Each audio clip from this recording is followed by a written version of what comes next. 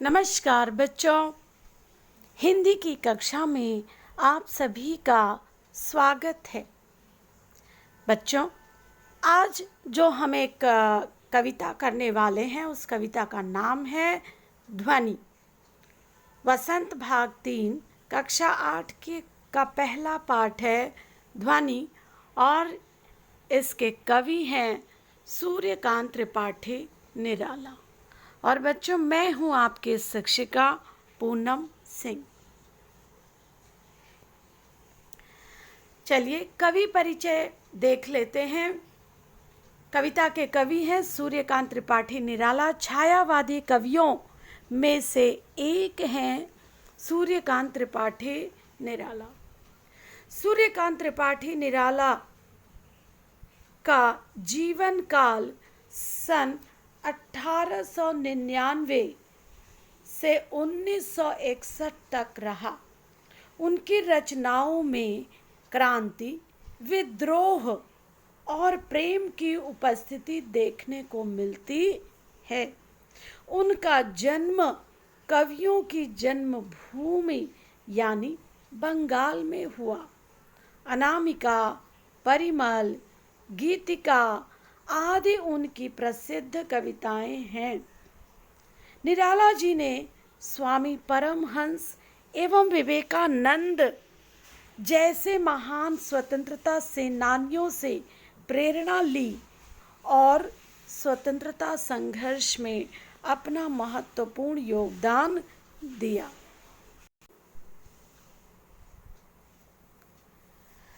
चलिए कविता की पहली पंक्तियां देख लेते हैं। अभी न होगा मेरा अंत, अभी अभी ही तो आया है मेरे मन में मृदुल वसंत, अभी न होगा मेरा अंत। इन पंक्तियों के माध्यम से कवि सूर्यकांत त्रिपाठी निराला पूरी तरह से आशावादी हैं। एक सकारात्मक सोच वो हमारे सामने प्रस्तुत करते हैं। बच्चों, इन शब्दों को आप लिख सकते हैं। सकारात्मक सोच,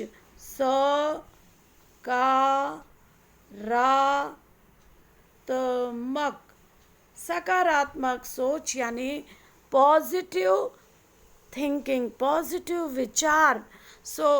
कवि जो है यहाँ पर पूरी तरीके से आशावान है कि अभी न होगा मेरा अंत। आज की परिस्थितियों की बात कर लेते हैं बच्चों कि जैसे कोई कठिनाई भरे अवसर आते हैं तो हम सब निराश हो जाते हैं, लेकिन कवि यहाँ पर कह रहा है कि अभी उसका अंत होने वाला नहीं है। अभी अभी ही तो कवि के जीवन में वसंत का आगमन हुआ है, इसलिए कवि कहता है कि अभी उसका अंत नहीं होने वाला। सूर्यकांत त्रिपाठी जी ध्वनि कविता की इन पंक्तियों में यह कह रहे हैं कि उनका अंत अभी नहीं होगा। उनके जीवन में वसंत रूपी यौवन यानी जवानी, वसंत रूपी यौवन अभी अभी ही तो आया है।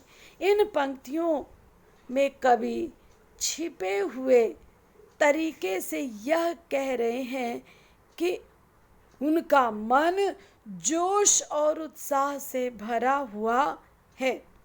जब तक वो अपने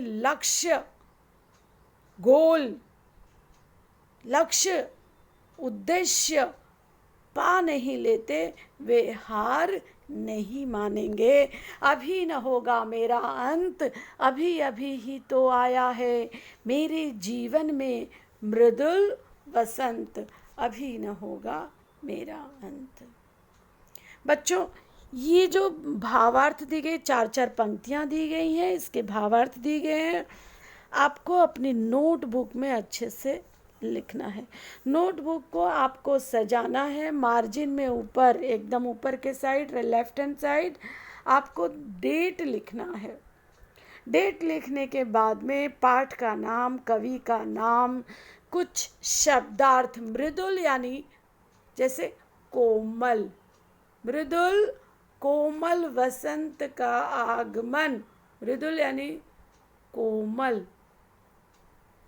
कोमल वसंत का आगमन अभी अभी ही तो हुआ है, इसलिए वह अंत नहीं होगा। वसंत कौन सी ऋतु को कहते हैं बच्चों? अंग्रेजी में उसे स्प्रिंग कहते हैं। तो कवि कह रहा है कि उसका अंत अभी होने वाला नहीं है। आपको नोटबुक सजाना है, कविता अच्छे से पहले पेज पर आप लिख लोगे, उस थोड़ा फूल पत्तों से सजाओगे, उसके बाद में ये 4 पंक्तियों लिखना, उसका भावार्थ लिखना है। नेक्स्ट स्लाइड पे चलती हूँ बच्चों।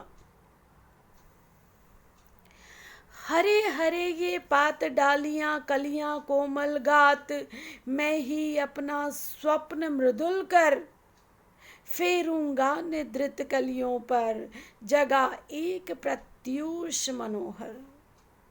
सो हरे हरे ये पात, प्रकृति के माध्यम से यहाँ पर एक प्रकृति का प्रतीकात्मक, प्रकृति को प्रतीकात्मक रूप से कवि ने यहाँ पर उसका उपयोग किया है। प्रतीकात्मक,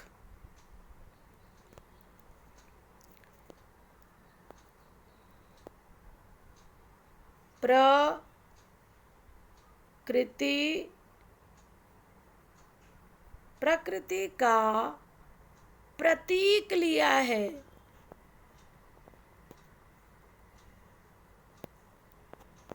प्रकृति का प्रतीक लेकर के कवि हमें समझाना चाहते हैं कि हरे हरे ये पात डालियां कलियां कोमल गात, गात यानी शरीर, गात यानी सुन करके लिख लेना बच्चों, गात यानी शरीर, शरीर। सो ये जो पत्ते हैं, नए नए पत्ते हैं, डालियां हैं, कलियां, कोमल कलियां हैं, कोमल कलियों का ये जो शरीर है, उनको मैं अपने स्वप्नों के द्वारा, मृदुल कोमल सपनों के द्वारा जगाऊंगा। इनमें एक फेरूंगा निद्रित कलियों पर, इनमें एक आशा, उत्साह, सकारात्मक सोच और जोश भर करके मैं इन्हें जगाने का काम करूंगा। जगा एक प्रत्यूष मनोहर, इनके अंदर एक आशा का, सकारात्मकता का संचार करूंगा, इनके अंदर डालूंगा। बच्चों यहाँ पर प्रतीक इस प्रकार से है कि हरे हरे कोमल कलियां, डालियां, ये जो है ये कलियों की वाकई में बात नहीं कर रहे हैं, ये बात कर रहे हैं युवा पीढ़ी की, ये बात कर रहे हैं हम बच्चों, आप बच्चों की, कि आपको सही रास्ता दिखलाएंगे, आशा, सोच और एक सकारात्मकता आपके अंदर भरेंगे ताकि निराशा आपको छू तक न जाए। हरे हरे ये पात डालियां कलियां कोमल गात, मैं ही अपना स्वप्न मृदुल कर, फेरूंगा निद्रित का। ये जो कलियां सोई हुई हैं, अर्थात ये जो हमारे नवयुवक, नौजवान, हमारे देश के जो युवा पीढ़ी है, अगर वो सोई पड़ी है, आलस्य में डूबी पड़ी है, तो उसे जगा करके उसमें जोश, उत्साह, आशा भरने का काम कवि करना चाहते हैं। अब चलिए सीधे सीधे अब हम पंक्तियां पढ़ लेते हैं बच्चों। ध्वनि कविता की इन पंक्तियों में कवि निराला जी ने प्रकृति का बहुत ही सुंदर चित्रण प्रस्तुत किया है।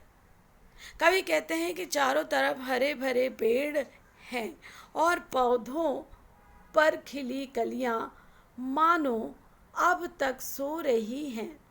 मैं सूरज को यहाँ खींच कर लाऊंगा और इन सोई हुई कलियों को जगाऊंगा। इन पंक्तियों में कवि ने हारे हुए और निराश लोगों को सोई हुई कलियां कहा है। जिस प्रकार सूरज के आ जाने से सभी पेड़ पौधे और कलियों में जान आ जाती है, ठीक उसी प्रकार निराला जी अपने प्रेरणा रूपी सूर्य से निराश लोगों के मन में उत्साह और उल्लास भरना चाहते हैं। इस तरह ध्वनि कविता के माध्यम से कवि सूर्यकांत त्रिपाठी जी जीवन से हार मान चुके लोगों को नया जीवन देना चाहते हैं। बच्चों, ये 4-4 पंक्तियां ऊपर की कविता लिखना, इसका भावार्थ लिख लेना। नोटबुक सुंदर सजाना है आपको। नेक्स्ट पंक्तियां देखिए। पुष्प पुष्प से तंद्रालस लालसा खींच लूंगा मैं, अपने जीवन का अमृत सहर्ष सींच दूंगा मैं। हर फूलों से, फूल से अर्थात जो हमारी युवा पीढ़ी है, जो बच्चे जो आलस्य के मारे, जो निराशा की वजह से, जो परिस्थितियों से की संघर्षों की कठिनाइयों से हार कर आलस्य में डूब गए हैं या भागना चाहते हैं जीवन के संघर्ष से, उनमें उनकी जो तंद्रालस है, आलस्य को दूर करके अपने नवजीवन का अमृत सहर्ष सींच दूंगा मैं। अर्थात उनको अच्छी बातें, अच्छे कर्म की ओर कवि अग्रसर करेंगे। ध्वनि कविता का भावार्थ, चलिए इन पंक्तियों का भावार्थ देख लेते हैं। ध्वनि कविता की इन पंक्तियों में कवि वसंत रूपी उम्मीद बनकर सोए अलसाए फूलों रूपी उदास लोगों से आलस और उदासी बाहर निकाल लेने की बात कर रहे हैं।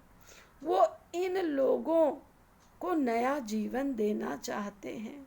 इसलिए उन्होंने कहा है कि मैं हर फूल से, हर पुष्प से आलस व उदासी खींचकर उसमें नए जीवन का अमृत भर दूंगा। ठीक है बच्चों, तंद्रालस, आलस, लालसा, इच्छा, सहर्ष, खुशी के साथ सींच दूंगा नव जीवन, नया जीवन से भर देंगे। द्वार दिखा दूंगा फिर उनको है वे मेरे, जहां अनंत अभी न होगा मेरा अंत। ध्वनि कविता की इन पंक्तियों में कवि निराला जी कहते हैं कि मैं अपने सोए हुए फूलों यानी निराश लोगों को जीवन जीने की कला सिखा दूंगा, फिर वो कभी उदास नहीं होंगे और अपना जीवन सुख से व्यतीत कर पाएंगे। कवि का मानना है कि अगर युवा पीढ़ी परिश्रम करेगी तो उसे मनचाहा लक्ष्य मिलेगा और इस आनंद का कभी अंत नहीं होगा।